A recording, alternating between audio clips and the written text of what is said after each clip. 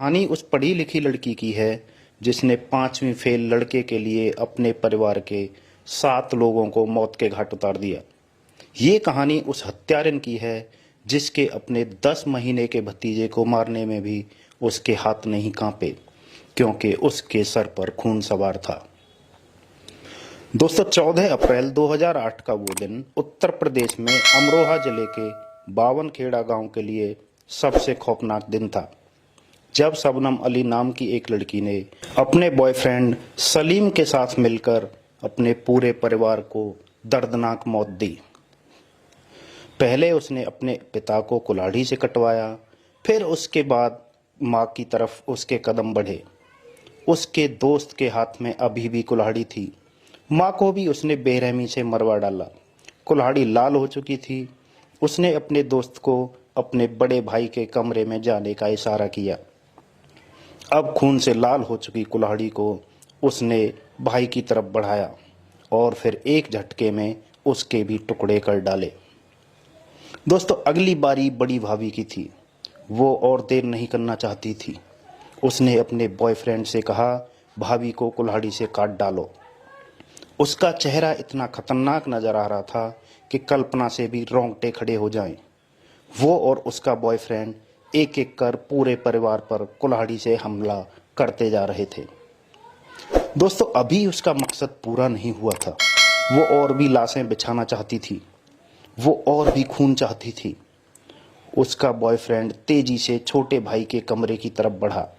वहां जाकर कुल्हाड़ी से उसने पहले भाई पर वार किया और फिर भाभी पर वार किया। घर में उसकी एक कजिन भी थी। उसी कुल्हाड़ी से कजिन को भी मार डाला। उसके सिर पर दोस्तों खून सवार था। घर में मौजूद 7 लोगों को वो अपने बॉयफ्रेंड की मदद से बड़ी ही बेरहमी से मौत के घाट उतार चुकी थी। अब बॉयफ्रेंड घर से जा चुका था और 7 लाशों के बीच वो अकेली थी। लाशों को देखकर वो हंस रही थी। तभी उस मासूम के रोने की आवाज आई। अपने परिवार की हत्यारन उस हैवान ने पलट कर देखा। उसकी हंसी रुक गई। वो उस तरफ बढ़ी जहां से बच्चे की रोने की आवाज आ रही थी। उस 10 महीने के मासूम के गले की तरफ इस हैवान ने लपक के अपना हाथ बढ़ाया और उसके गले को तेजी से दबा दिया। परिवार के 7 लोगों को मार चुकी ये लड़की उस बच्चे के गले को तब तक दबाती रही जब तक उसकी रोने की आवाज बंद नहीं हो गई। नन्हा मासूम बच्चा नीला पड़ चुका था। उसकी मौत हो चुकी थी। ये बच्चा इस लड़की का अपना सगा भतीजा था। दोस्तों, क्रूरता की सारी सीमाओं को पार करने वाली इस लड़की का नाम शबनम अली है, जिसे इसकी हैवानियत के लिए सुप्रीम कोर्ट ने सजाए मौत का हुक्म दिया है। 14 अप्रैल 2008 का वो दिन उत्तर प्रदेश में अमरोहा जिले के बावनखेड़ा गांव के लिए सबसे खौफनाक दिन था, जब शबनम अली नाम की एक लड़की ने अपने बॉयफ्रेंड सलीम के साथ मिलकर अपने पूरे परिवार को दर्दनाक मौत दे दी थी। बावनखेड़ा गांव में शौकत अली अपने पूरे परिवार के साथ रहते थे। पत्नी, 2 बेटे, बहू, 10 महीने का पोता और एक बेटी शबनम अली। शौकत अली ने अपने बच्चों को खूब पढ़ाया लिखाया। एक बेटा MBA था, दूसरा इंजीनियर था। बेटी शबनम ने AA किया था। वो भी अपने पिता की तरह प्रोफेसर बनना चाहती थी। इसी दौरान शबनम को गांव के ही एक लड़के सलीम से प्यार हो गया। सलीम सिर्फ 5वीं पास था, जबकि शबनम अंग्रेजी और भूगोल में MA कर चुकी थी। दोनों को काफ़ी दिनों तक अफेयर चलता रहा। इसी दौरान दोस्तों शबनम प्रेग्नेंट हो गई। उसने अपने परिवार को सलीम के साथ रिश्ते की बात बताई। पिता शौकत अली और दोनों भाई शबनम के इस रिश्ते के खिलाफ थे। उन्होंने शबनम को सलीम से दूर रहने की हिदायत दी, लेकिन शबनम नहीं मानी। वो किसी भी कीमत पर सलीम से शादी करना चाहती थी। फिर उसने सलीम के साथ मिलकर रच डाली पूरे परिवार को खत्म करने की साजिश। उसने अपने पूरे परिवार को जहर देने का प्लान बनाया। सलीम ने ही शबनम को जहर ला कर दिया। दोस्तों, 14 अप्रैल की शाम घर पर परिवार के सभी लोग मौजूद थे। शबनम ने सबके लिए चाय बनाई और चाय में जहर मिला दिया। सबने चाय पी और फिर धीरे धीरे जहर उनके शरीर में घुलने लगा। सब अपने अपने कमरों में सोने गए, लेकिन फिर वह कभी नहीं उठ पाए। रात तक घर के सभी लोग मर चुके थे, लेकिन शबनम को अभी भी ये डर था कि कहीं ये लोग सिर्फ बेहोश न हुए हों। उसके बाद शबनम ने जो किया, हैवानियत की सारी सीमाएं पार कर रहा था। उसने अपने बॉयफ्रेंड सलीम को फ़ोन करके कुल्हाड़ी मंगवाई और फिर परिवार के सभी सदस्यों को कुल्हाड़ी से कटवा दिया। सबको कुल्हाड़ी से काटने के बाद सलीम घर से जा चुका था, लेकिन तभी शबनम के 10 महीने के भतीजे की रोने की आवाज़ आई। शबनम ने फिर सलीम को फ़ोन किया, वो आकर कुल्हाड़ी से भतीजे को मार डाले, लेकिन सलीम ने कहा कि घर में दोबारा आना सही नहीं होगा, इसीलिए भतीजे को वो खुद मौत के घाट उतारे। इसके बाद क्रूरता की सारी हदें पार करते हुए शबनम अपने भतीजे की तरफ बढ़ी और उसका गला तब तक दबाती रही जब तक उसका रोना शांत नहीं हो गया। दोस्तों, थोड़ी देर बाद शबनम ने रोना चिल्लाना शुरू किया। पड़ोसी इकट्ठा हो गए। घर का नज़ारा जिसने देखा उसकी रूह कांप गई। घर में हर तरफ लाशें पड़ी थीं। शबनम ने कहा, घर में लुटेरे आ गए थे, उन्होंने सबको मार डाला। मैं बाथरूम में थी, इसलिए बच गई।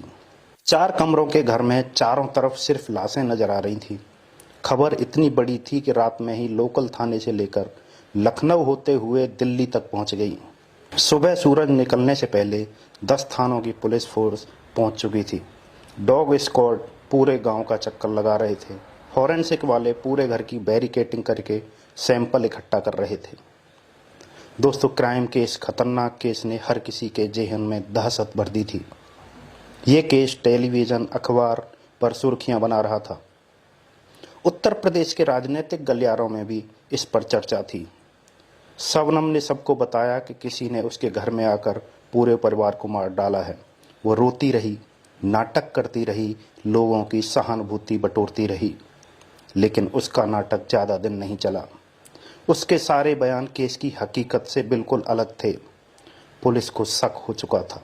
7 लोगों की हत्या 15 अप्रैल का सबसे बड़ा मुद्दा बन गई। कानून व्यवस्था पर सवाल खड़े हो गए।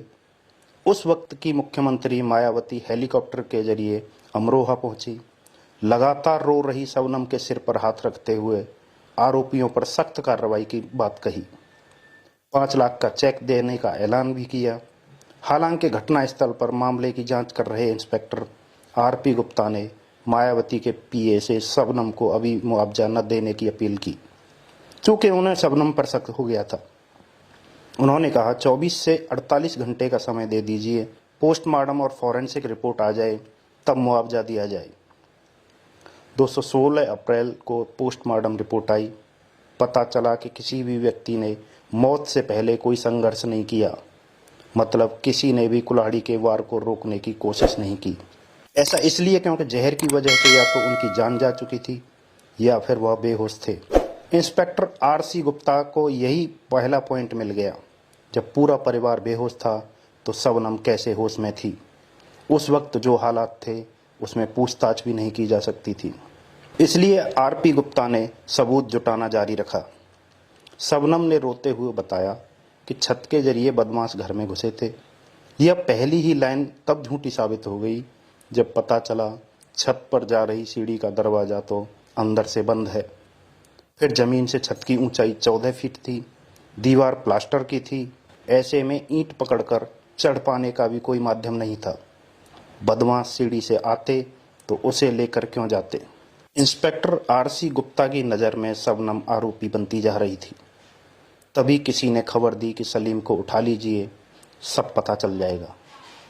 आरसी गुप्ता सलीम को पूछताछ के लिए उठाने वाले ही थे कि खबर मिली कि उससे घटना के अगले दिन पूछताछ हुई थी और पुलिस ने उसे क्लीन चिट दे दिया था। 17 अप्रैल को उन्होंने सलीम को फिर से बुलवाया और पूछताछ के लिए सख्ती का सहारा लिया। सख्ती करने के बाद सलीम ने अपना गुनाह कबूल कर लिया। पहले ये माना गया कि शायद कत्ल में शबनम शामिल नहीं है, लेकिन बाद में जब शबनम की हकीकत सबके सामने आई तो लोगों के पैरों तले जमीन खिसक गई। शबनम और सलीम को गिरफ्तार कर लिया गया। अमरोहा की डिस्ट्रिक्ट कोर्ट में मामला चला। 3 अगस्त 2010 को शबनम और सलीम को सजाए मौत दी गई। ये दोनों अपनी सज़ा की माफ़ी के लिए हाई कोर्ट गए, लेकिन फांसी की सज़ा बरकरार रही। सुप्रीम कोर्ट ने शबनम और सलीम की हैवानियत के लिए सजाए मौत को सही ठहराया। शबनम और सलीम ने राष्ट्रपति के पास भी माफ़ी के लिए दया याचिका भेजी, लेकिन शबनम की याचिका को ठुकरा दिया गया। अप्रैल 2008 में जब यह घटना घटी, उस वक्त शबनम 2 माह की प्रेग्नेंट थी। जेल में बेटा पैदा हुआ। करीब 6 साल तक वह जेल में ही रहा, लेकिन इसके बाद उसे उस्मान सैफी सफ़र नाम के पत्रकार और उनकी पत्नी ने गोद ले लिया। शबनम का बेटा ताज उर्फ बिट्टू अब 14 साल का हो गया है। सैफी कहते हैं कि वह आज तक बिट्टू को उसकी मां के गांव लेकर नहीं गए। बावनखेड़ा तो दूर, अमरोहा तक लेकर नहीं गए।